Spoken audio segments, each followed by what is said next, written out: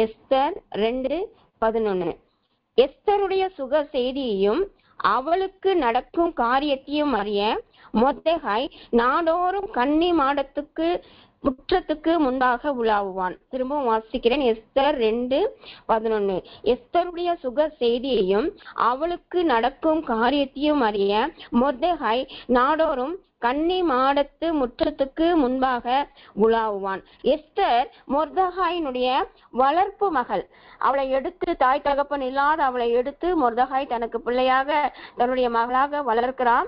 அவள் அரண்மனைக்கு கொண்டு போக மாட்டாலும், கன்னி மாடத்துக்கு கொண்டு போகப்பட்டாலும் அவளுடைய சுக செய்தியை அறிந்து கொள்ளும்படியாய், அவளுக்கு என்னென்ன காரியங்கள் நடக்கிறது என்று அறிய முடியாய் மொர்தெகாய் நாடோறும் அந்த கன்னி மாடத்து முற்றத்துக்கு முன்பாக உலாவுவான். பாருங்க, ஒரு நல்ல தகப்பன் தன்னுடைய மகளுக்கு என்ன நடக்கிறது என்று அறிந்து கொள்ளும்படி, அவள் சுகமாய் இருக்கிறாளா, அவள் நலமாய் இருக்கிறாளா, அவள் எப்படிப்பட்ட நிலைமையில் இருக்கிறாள் என்று அறிந்து கொள்ளும்படியே ஒவ்வொரு நாளும் நாடோறும் அந்த கன்னி மாடத்துக்கு முன்பாக அவன் உலாவுகிறவனா இருந்தான். பாருங்க, இப்போ ஒரு சாதாரண ஒரு மனுஷன், ஒரு தகப்பன் தன்னுடைய மகளுக்குரிய காரியங்களை அறிந்து கொள்ள, அவளை விசாரிக்க இவ்வளவு ஒரு கரிசனையா இருப்பான் என்றால், பரம தகப்பன் அவர் எவ்வளவாய் நம்ம மேல கரிசனையா இருக்கிறார். அவர் ஒவ்வொரு நாளும் நம்ம விசாரிக்கிற தேவனா இருக்கிறார். கலைதோறும் நம்ம விசாரிக்கிறார், கலைதோறும் நம்ம எழுப்புகிறார். ஒவ்வொரு நாளும் கற்றுக்கொள்கிறவர்கள் போல நம்ம கவனித்து கேட்கும்படி நம்மை கவனித்து கேட்க செய்கிறார். நம்ம படுக்கையிலிருந்து எழுப்புகிறார், ஆலோசனை சொல்லி தருகிறார், காலைதோறும் கிருபைகளை தருகிறார். ஒவ்வொரு நாளும் நம்மை விசாரிக்கிற தேவனா இருக்கிறார். ஆகவே ஒரு நாளும் நம்ம எதை குறித்தும் கவலைப்படவோ கலங்கி நிற்கவோ தேவையில்லை. நாம் ஆராதிக்கிற தேவன், நாம் தொழுது கொள்கிற தேவன், நாம் சேவிக்கிற தேவன், நம்ம மேல கரிசனை உள்ள தேவன். ஹல்லேலூயா. நம்மை ஒவ்வொரு நாளும் விசாரிக்கிற தேவன். அவர் சொல்லியிருக்கிறார் லேவியராகமத்துல, நான் உங்கள் மத்தியில உலாவி நான் உங்கள் தேவனா இருப்பேன். ஒருவேளை மொர்தெகாய் தான் உலாவனான்ற ஒவ்வொரு நாளும் தேவன் நம்ம மத்தியில உலாவி நம்முடைய தேவனாய் இருப்பேன் என்று நமக்கு வாக்கு பண்ணியிருக்கிறாரு. ஆதாமும் ஏவாளும் ஏதேன் தோட்டத்துல வைக்கப்பட்டாலும் ஒவ்வொரு நாளும் பகலின் குளிர்ச்சியான வேலையில வந்து ஏதேன் தோட்டத்துல கர்த்தர் உலாவுவார் என்று நம்ம ஆதியாகமம் புஸ்தகத்துல வாசிக்கிறோம். நம்முடைய தேவன் நம்ம மத்தியிலே உலாவுகிற தேவனா இருக்கிறார். லேவியராகமத்திலே சொல்லப்பட்டிருக்கு, நான் அவர்கள் மத்தியிலே உலாவி அவர்கள் தேவனா இருப்பேன். உங்க மத்தியில நான் உலாவுவேன்றாரு. நம்ம மத்தியில வந்து வாசனை பண்ண விரும்புகிற தேவன், நம்ம மத்தியில அழகாய் மனுஷரோடு மனுஷராய் அவர் உலாவுகிறவரா இருக்கிறார். ஹல்லேலூயா.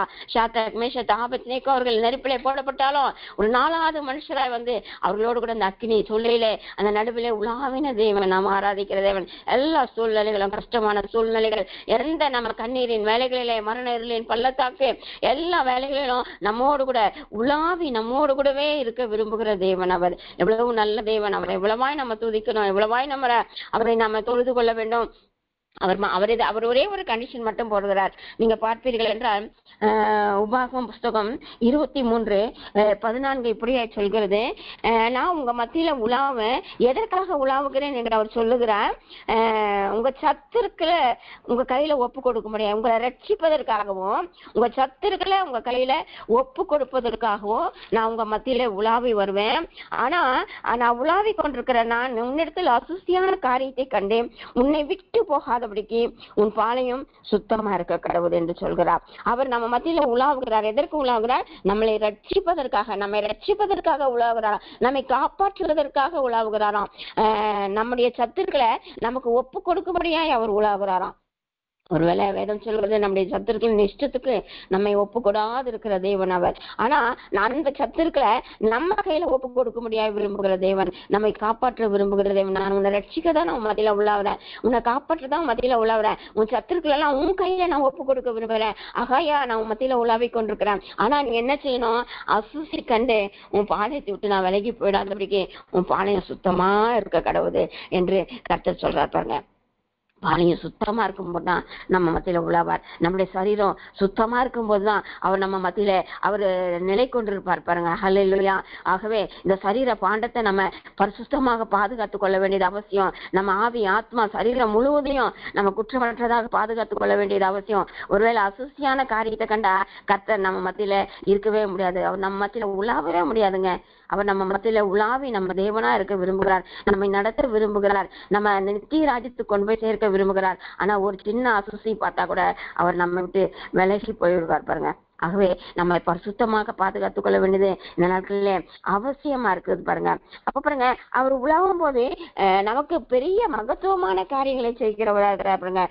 புதிய ஏற்பாட்டில் எடுத்து பார்த்தீங்கன்னா யோவான் 10ஆம் அதிகாரம் 23ஆம் வசனத்துல இப்படியே ஒரு காரியத்தை பார்க்கிறோம். யோவான் 10:23 வசனம் இப்படியா சொல்கிறது, இயேசுநாதர் தேவாலயத்தில் சாலமோனுடைய மண்டபத்திலே உலாவிக் கொண்டிருந்தார். தேவாலயத்தினுடைய ஒரு பகுதி சாலமோனுடைய மண்டபம். அந்த சாலமோனுடைய மண்டபத்திலே இயேசு உலாவிக் கொண்டிருந்தார். இயேசுநாதர் அந்த சாலமோனுடைய மண்டபத்திலே உலாவிக் கொண்டிருந்தார் பாருங்க. அந்த இடத்துல உலாவி அவர் ஜெபித்துக் கொண்டிருந்திருப்பார். அவர் பாருங்க, அதுக்கப்புறம் என்ன நடக்குது, அப்போஸ்தலர்களுடைய நாட்களிலே நீங்க பாத்தீங்கன்னா அந்த சப்பானி அவன் குணமடைந்து அவன் தேவாலயத்துல நுழைந்து கர்த்தரை துதிக்கிறத கண்ட எல்லாரும் பிரமித்தவர்களாய் அந்த சப்பானி சுகமாக்கப்பட்டதை பார்த்த எல்லாரும் என்ன செஞ்சாங்களாம், அப்படியே அந்த சாலமோனுடைய மண்டபத்துக்கு அப்படியே அந்த அப்போஸ்தலராகிய பேதுருவையும் யோவானையும் நோக்கி அப்படியே எல்லாரும் ஓடி வந்தார்களாம். அந்த சாலமோனுடைய மண்டபத்துல அவர்கள் எல்லாரும் திரளான கூட்டமாய் ஓடி வந்தார்களாம். ஓடி வந்தவர்களே எத்தனை பேர் அவர் விசுவாசித்து கர்த்தரை ஏற்றுக்கொண்டார்கள் என்று பார்த்தோம் என்றால் 5000க்கும் மேற்பட்டவர்கள். 5000க்கும் மேற்பட்டவர்கள் தேவனை அந்த நாளில விசுவாசித்தார்கள். விசுவாசித்து அவர்கள் இயேசுதான் தெய்வம் சொல்லிட்டு ஏற்றுக்கொண்டார்கள் பாருங்க.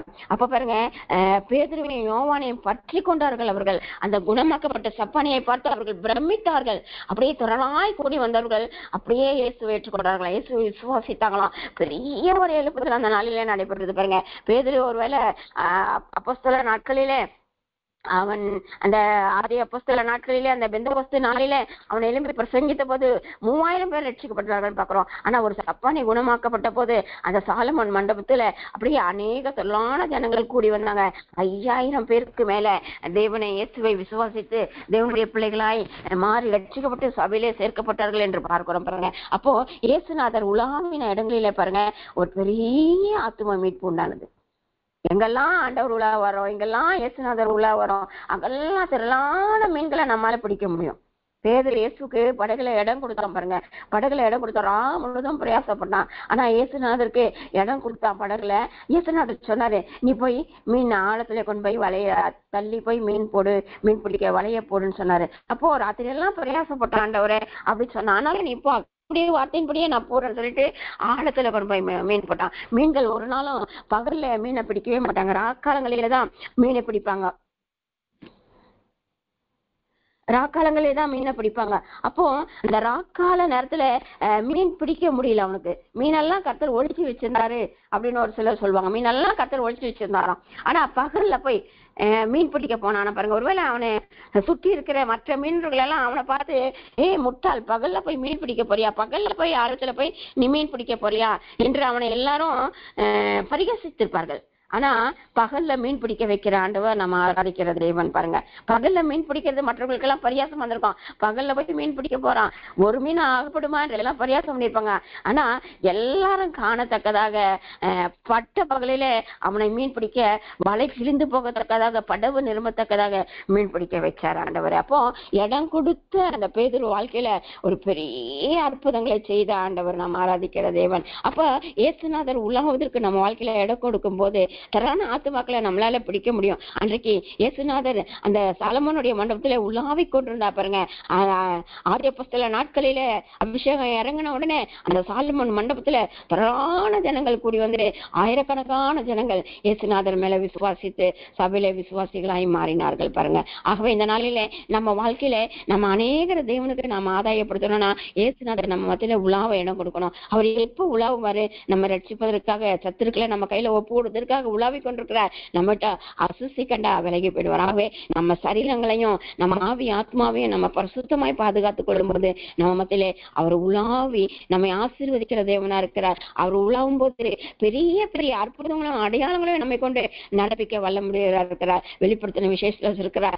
7 குத்து விளக்குகள் நடுவே உலாவி கொண்டிருக்கிறேன்னு சொல்றார். 7 சபைகள், குத்து விளக்கு என்பது சபை என்று சொல்லப்பட்டிருக்கிறது. அப்ப 7 குத்து விளக்குகள் மற்ற சபைகளின் நடுவே உலாவி கொண்டிருக்கிற ஆண்டவர் சபைகளை எச்சரித்துக் கொண்டிருக்கிறார். சபைகளில் காணப்படுகிற குறைகளை சொல்லிக் கொண்டிருக்கிறார். ஆவியானவர் சபைகளுக்கு சொல்கிறதை காதலவன் கேட்க கடவுள் என்று சொல்கிறார். ஆகவே ஒவ்வொரு நாளும் பாருங்க, அவர் நம்ம மத்தியில நமக்குள்ள சபைகளுக்குள்ள உலாவிக் கொண்டே இருக்கிறார். அவர் எச்சரித்துக் கொண்டே இருக்கிறார். நம்ம வான் பண்ணி கொண்டே இருக்கிறார். உங்ககிட்ட ஒரு குறை உண்டு, நீ எவ்வளவு நல்ல காரியங்கள் எல்லாம் செய்திருக்கிறார், எத்தனையோ காரியங்களை செய்திருக்கிறார். ஒரு சபையும் குறித்து அவங்க கிட்ட இருக்கிற நல்ல காரியங்கள் எல்லாம், நல்ல பண்புகள் எல்லாம் கர்த்தர் பாராட்டுகிற தேவன். உங்ககிட்ட இன்னும் ஒரே ஒரு குறை இருக்கு, இதை நீ மாத்திக்க, இல்லாட்டா உன் கிரீடம் போயிடும், இல்லைன்னா உன் ஒத்தரையிடு விட்டு போயிடும். அப்படி அழகாய், எவ்வளவு அழகாய் அந்த பட்சமாய் பேசுகிறார் ஒரு சபையை கூட. அப்ப நம்ம ஒவ்வொரு நாளும் இயேசுநாதர் நம்ம வாழ்க்கையில உலாவ நம்ம இடம் கொடுக்கும் போது நம்மை அவர் எச்சரிப்பார், நம்மை அவர் பட்சமாய் நடத்துவார், நம்முடைய நல்ல காரியங்களை பாராட்டுவார். அந்த நித்திய ராஜ்யத்துக்கு நம்மை ஆயத்தப்படுத்த அவர் நமக்கு போதுமானவரா இருக்கிறாகவே நாட்கள அதிகமாய் நம்ம இயேசுநாதருக்கு நம்ம இடம் கொடுக்க வேண்டும். அந்த நல்ல தகப்பன், அந்த மொர்தெகாய் என்ற நல்ல தகப்பன் நாடோறும் அந்த கன்னி மாடத்துக்கு முற்றத்துக்கு முன்பாக உலாவனா. அவனை காட்டிலும் பரம தகப்பன் நம்ம மேல எவ்வளவு கரிசனை உள்ளவர். ஒவ்வொரு நாளும் நம்ம உலாவ விரும்புகிறார். நம்ம செய்திகள் எல்லாம் அவற்றை சொல்லும்படியா அவர் விரும்புகிறார். எல்லாம் தெரியப்படுத்து, எனக்கு எல்லாவற்றையும் தெரியப்படுத்து என்று சொல்கிறார். ஆகவே எல்லாவற்றையும் தெரியப்படுத்த வேண்டும். நம்ம ஒவ்வொரு நாளும் தேவனுக்கு தெரியப்படுத்த வேண்டும். அவர் நம்ம சுக செய்தியை விசாரிக்கிறவா இருக்கிறார். நடக்கும் காரியத்தை விசாரிக்க அறிய அவர் விருப்பமுள்ளவர்களா எல்லாவற்றையும் அவரிடத்துல நம்ம சொல்ல வேண்டும் என்று எதிர்பார்க்கிற ஒரு தேவனா இருக்கிறார் பாருங்க. எல்லாவற்றையும் எனக்கு ஜெபத்துல தெரியப்படுத்த சொல்றார். நம்முடைய காரியங்கள் என்று அவருக்கு அறியாததுல அவரை சகலவற்றையும் அறிந்த தேவன். ஆனாலும் ஜெபிக்கும்படியாய் நம்ம விரும்புகிறார். நீ ஜெபி, என்னை நோக்கி கூப்பிடு, என்னை நோக்கி விண்ணப்பம் செய், எல்லாவற்றையும் என்னுடைய சமூகத்துல வந்து சொல்லுன்னு அவர் எதிர்பார்க்கிறார். நம்ம ஒவ்வொரு நாளும் அவரோடு கூட பேசும்போது, அவர் நம்மோட பேசும்போது அவர் நம்மத்தில உலாவ நம்ம இடம் கொடுக்கிறோம். ஆகவே தேவ பிரசன்னத்துக்கு நம்ம இந்த நாட்களே முக்கியத்துவம் கொடுக்க வேண்டியவர்களா இருக்கிறோம். அதிக நேரம் எவ்வளவு களவு தேவ பிரசன்னத்துல நம்ம இருக்கிறோமோ, எவ்வளவு களவு அழகா இந்த நாளையில ஊழியக்காரர் நம்மள நல்ல அந்நிய பாஷை அபிஷேகத்துல நடத்தினார் பாருங்க. ஒரு வித்தியாசமான ஒரு அபிஷேகம். அப்ப அந்த அபிஷேகத்துக்கு நம்ம எவ்வளவா இடம் கொடுக்கிறோமோ ஆவியான நமக்குள்ள அழகாய் உலாவுவார் பாருங்க. ஆவியான பலமாய் நம்ம மத்தியில அசைவாடுவார் பாருங்க. அசைவாடும் போதுதான் பெரிய பெரிய வல்லமையான காரியங்களை கர்த்தர் செய்வார் பாருங்க. தேவன் நம்ம மத்தியில உலாவ இடம் கொடுக்கணும். தேவனுடைய ஊழியக்காரர் ஒரு முறை உலாவும் போது நடந்த செய்தியை நம்ம பார்க்கலாமா? 2 ராஜாக்களின் புத்தகம் 4ஆம் அதிகாரம் 35ஆம் வசனத்துல எலிசா தீர்க்கதரிசி உலாவினார் என்று நம்ம பார்க்கிறோம். சுனேமேலுடைய மகன் இறந்து போவான், அவளை கொண்டு போய் மாடி வீட்டுல படுக்க வச்சுட்டு அவன் எலிசா தீர்க்கதரிசி அழைத்து வருவாள். எலிசா தீர்க்கதரிசி அறை வீட்டுக்கு போய் அங்க பார்ப்பார். அவனை குப்புற அவன் மேல படுத்து பார்க்கும்போது அவனுக்குள்ள இன்னும் ஜீவன் வரல. அப்ப என்ன செய்வாரு? அந்த அறை வீட்டுக்குள்ள எழும்பி அவர் உலாவுவார் பாருங்க. அங்கும் இங்குமாக உலாவுவாராம். முதல்ல படுத்து பார்ப்பாரு, ஆனா ஒண்ணுமே அனல் கொண்டாலும் அதுல ஜீவன் வரல. ஆனா அவர் எழுப்பி அறை வீட்டுக்குள்ளே உலாவார். அந்நிய பாஷையில பேசி அவரை மகத்துவமான காரியங்களை சொல்லி, தேவனுடைய காரியங்களை சொல்லி நம்ம உலாவும் போது நமக்குள்ளே ஒரு பெரிய அற்புதங்களை செய்கிற சக்தி வரும். அவர் தேவ பிரசன்னத்துல அந்த நாள்ல எலிசா தீர்க்கதரிசி உலாவினார். அறை வீட்டுக்குள்ளே அங்கும் இங்கும் உலாவி திரும்பமாய் போய் அந்த பிள்ளையின் மேல படுத்த போது அந்த பிள்ளை தும்பி கண் விழித்தது. அந்த பிள்ளைக்குள்ள ஜீவன் வந்தது பாருங்க. அல்லேலூயா, அல்லேலூயா. ஒருவேளை அவருக்குரிய காரியங்களில நம்ம எதுலையுமே ஒருவேளை எடுத்த உடனே நம்ம நினைக்கிற காரியங்கள் போல மகத்தான காரியங்களை நம்மை கொண்டு செய்ய முடியாததா இருக்கலாம். ஆனா அந்த பிரசன்னத்துல நம்ம உலாவ வேணும். தேவ பிரசன்னத்துல அந்த தீர்க்கதரிசி உலாவனாராம் பாருங்க. அவர் உலாவனார். ஒருவேளை அவரு எடுத்த உடனே அவரால ஒரு பெரிய அற்புதத்தை செய்ய முடியல. எடுத்த உடனே அவரால் அந்த மகனை எழுப்பி தர முடியல. வீட்டுக்குள்ள வந்த போது கட்டில் மேல செத்து போய் கிடக்குறான். ஆனா கதவை பூட்டி கத்தரை நோக்கி ஜெபம் பண்றாரு. ஜெபம் பண்ணிட்டு கிட்ட போய் பிள்ளையின் வாயின் மேலும் தன் கைகள் தன் கண்கள் எல்லாம் அவன் உள்ளங்கையெல்லாம் அவங்க உள்ளங்கையில படும்போது எல்லாம் அப்படியே சரீரம் முழுவதும் சரீரத்துல படும்போது படுத்து கொண்டாரு. பிள்ளையினுடைய உடல் அனல் கொண்டது, ஆனாலும் ஜீவன் அல்ல. அப்ப அவர் என்ன செய்யறாரு? எழுந்து அறை வீட்டுக்குள்ளே அங்கும் இங்கும் உலாவறாரு.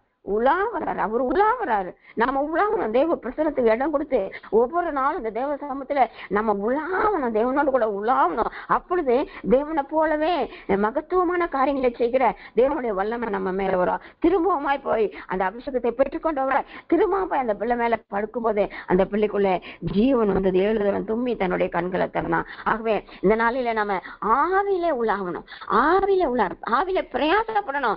வல்லமைகளை பெற்றுக்கொள்ள இந்த நாளில நம்ம பிரயாச பிரயாசப்படணும். அவர் உலாவினார் அறை வீட்டுக்குள்ள. அதுதான் என்ன காட்டுது, நம்ம பிரயாசப்படணும். நம்ம எடுத்த உடனே நம்ம வாழ்க்கையில எல்லா காரியங்களும் ஒருவேளை நான் கை வச்ச உடனே வியாதி சுகமாயிடும், நான் கை வச்ச உடனே எல்லாம் விடுதலாயிடும். ஒருவேளை நமக்குள்ள ஆசைகள் விருப்பங்கள் எல்லாம் நிறைய இருக்கும். நம்ம கொண்டு கர்த்தர் பெரிய காரியங்களை செய்யணும்ன்ற பெரிய பெரிய பெரிய மேலான திட்டங்கள் மேலான எண்ணங்கள் எல்லாம் நம்மிடம் நிறைய இருக்கும். ஆனா பாருங்க, ஒருவேளை எடுத்த உடனே நம்ம சக்சீட் ஆக முடியாது. எடுத்த உடனே நமக்கு எதிர்பார்த்த காரியங்கள் நடக்காது. ஆனா என்ன செய்யணும், தேவ பிரசன்னத்துல நம்ம உலாவிக்கொண்டே இருக்க வேணும். அவருடைய பிரசன்னத்துக்கு இடம் கொடுத்து கொண்டே இருக்க வேணும். முதல் எடுத்த உடனே சக்சீட் ஆகலாம், முதல் எடுத்த உடனே அந்த பிள்ளை கண்வெளிக்கலாம், ஆனால் மட்டும் கொண்டது. ஆனா பாருங்க, திரும்பமாய் உலாவி விட்டு வந்து அவன் படுத்தார். படுத்த உடனே அவன் 7 தரம் தும்மி தன்னுடைய கண்களை தரந்தான். ஜீவனோடு கூட பிள்ளைய தாயின் இடத்துல ஒப்பு கொடுத்தான். எலிசா தீர்க்கதரிசி பாருங்க. ஆகவே இந்த ஆவிக்குரிய காரியங்களில அதிகமா நம்ம உலாவணும், அதிகமா தேவ பிரசன்னத்துக்கு இடம் கொடுக்கணும். அநேக வேளை மாம்சத்துல நம்ம உலாவுறோம். மாம்சத்துல உலாவும் போது, உலக பிரகாரமான காரியங்களில் நம்ம உலாவும் போதே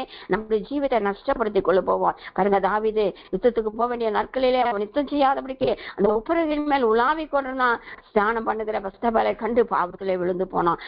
நேபுகாத் நேச்சர் என்ற ராஜா தன்னுடைய உப்பரகில இருந்து உலாவி கொண்டிருக்கும் போது, நான் கட்டின பாபிலோன் அல்லவா, நாம மகிமைக்கு கட்டின பாபிலோன் அல்லவா என்று சொன்னான். பெருமை வந்தது அவனுக்குள்ள. அவன் மாடு மாதிரி அவன் அப்படியே புள்ளை தின்கிறவனாய் மாறி போனான். பாருங்க, திரும்பமாய் அவனுக்குள்ள அந்த மகிமை திரும்ப வர்றதுக்கு அவன் கண்களை ஏறெடுத்த போது அவனுக்குள்ள அந்த மகிமை வந்தது. காலங்களும் நேரங்களும் வந்த போது, ஒரு நாள் மாம்சத்துல உலாவுன்னா நம்முடைய கண்கள் நம்முடைய பெருமைகளை பேசுமானால், நம்ம யுத்தத்துக்கு போகாதபடிக்கு நம்ம சோம்பலாய் நம்முடைய மாம்சத்துக்கு இடம் கொடுத்து வீட்டிலே உலாவி கொண்டிருப்போமானால் நம்ம விழுந்து போயிடுவோம். ஆகவே இந்த நாள்ல இந்த மாம்சத்தின் கிரிகளை நம்ம ஒழிக்க வேண்டும். பாருங்க, ஆவில அனல் கொள்ளணும். நல்ல போதும் நம்மை நடத்தினபடி ஆவின் அபிஷேகத்துக்கு நம்ம இடம் கொடுக்கணும். அதிகமாய் நம்ம ஆவிக்குள்ள அப்படி உலாவணும். தேவ பிரசன்னத்துக்குள்ளேயே நம்ம நிறுத்தி வைத்துக் கொள்ளணும். தேவனுக்குள்ளாகவே நம்ம உலாவி கொண்டே இருக்கணும். எந்த சூழ்நிலையிலும் நம்மோடு கூட உலாவி வருகிற ஒரு தேவன் இருக்கிறார் என்பதை மறந்து கூடாது. அசுசி கண்டு நம்முடைய பாளையத்தை விட்டு விலகி போய்விட அவர் அப்படியே போய்விட வாய்ப்பு இருக்கு. ஆகவே ஒவ்வொரு நாளும் நம்மை பரிசுத்தப்படுத்திக் கொண்டே, ஒவ்வொரு நாளும் இந்த 7 குத்து விளக்குகளின் மத்தியிலே, இந்த 7 சபைகளின் நடுவே உலாவி கொண்டிருக்கிற தேவன் நம்மை கவனித்துக் கொண்டே இருக்கிறார். நம்மை கவனித்துக் கொண்டே இருக்கிறார். தம்மை குறித்து உத்தம இருக்கிறவர்களுக்கு தம்முடைய வல்லமையை விளங்க பண்ணும்படியாக அவருடைய கண்கள் கூட பூமி எங்கும் சுற்றி உலாவி கொண்டிருக்கிறதுங்க. அவருடைய கண்கள் சுற்றி உலாவி கொண்டே இருக்கிறது. யாருக்கு நான் வல்லமையை தருவேன், யாருக்கு நான் வரங்களை தருவேன், என்னை பற்றி உத்தமமா யார் இதே உத்தம இதயத்தோடு எனக்காக யார் காத்து கொண்டிருக்கிறார்கள் என்று அவர்களுக்கு வல்லமைகளையும் வரங்களையும் தரும்படிக்கு அவருடைய கண்கள் சுற்றி உலாவிக்கொண்டே இருக்குது. அவர் கண்கள் உலாவிக்கொண்டே இருக்கிறது. பூமியெங்கும் உலாவிக்கொண்டிருக்கிறது. அந்த உலாவுகிற கண்களுக்கு நேராக நம்மை நிறுத்தி கொள்ள வேண்டும். அந்த அபிஷேகத்துக்குள்ள, தேவ பிரசன்னத்துக்குள்ள நம்மை நிறுத்தி கொள்ள வேண்டும். அப்பொழுதுதான் கர்த்தருக்காக பெரிய காரியங்களை நம்ம சாதிக்க முடியும். அந்த நாளிலே நாடோறும் கன்னி மாடத்து முற்றத்துக்கு முன்பாக மொர்தெகாய் உலாவணும். பாருங்க, அப்போ அவன் உலாவனா அந்த எஸ்தர் எப்படி இருந்தா, அந்த மொர்தெகாய் என்ற தகப்பனுக்கு அவள் கீழ்ப்படிந்தா. பாருங்க, அவ அரண்மனைக்கு போன பின்னாடியும் மெர்தெகாயினுடைய சொல்ல கேட்டு அவனுக்கு கீழ்ப்படிந்து நடந்து வந்தா. பாருங்க, அவளை அவ்வளவு ஒரு தாழ்மை உள்ளவளா இருந்தான். அந்த ஏகாய் நியமித்த காரியமே அல்லாம வேற ஒன்றையும் அவ கேட்கலைங்க.